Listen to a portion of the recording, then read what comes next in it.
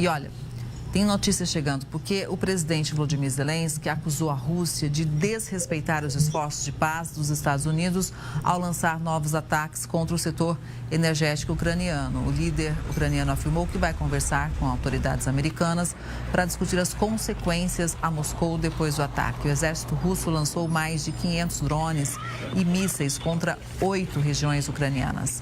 Milhares de famílias ficaram sem aquecimento em pleno inverno, com temperaturas que chegam a 25 graus negativos. Durante uma coletiva com o secretário-geral da OTAN, Zelensky também afirmou que discutiu o fornecimento rápido de equipamentos de defesa aérea e licenças para a produção de armas americanas na Europa. Então, vamos por partes.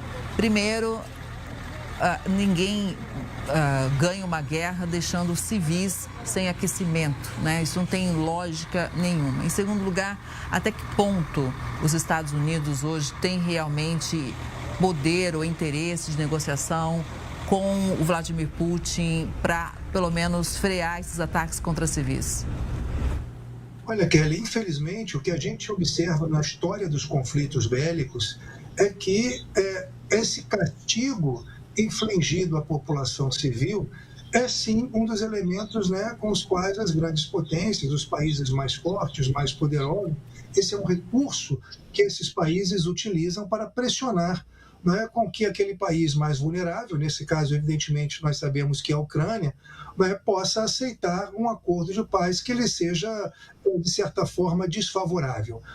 Então, assim, ao passo em que as negociações continuam em Abu Dhabi, e é fundamental que essas negociações permaneçam e que elas possam avançar e finalmente chegar a um termo realista para o final desse conflito, a gente sabe que nesse meio tempo a Rússia vai continuar castigando, né, a Ucrânia, atingindo, né, setores estratégicos, e o setor de energia ele é estratégico, tanto para a sobrevivência e o bem-estar dos civis, principalmente nesse contexto de um inverno tão rigoroso, mas também, né, para a própria resistência militar ucraniana, apoiada aí pelos países da OTAN, pelos europeus, pelos norte-americanos, enfim.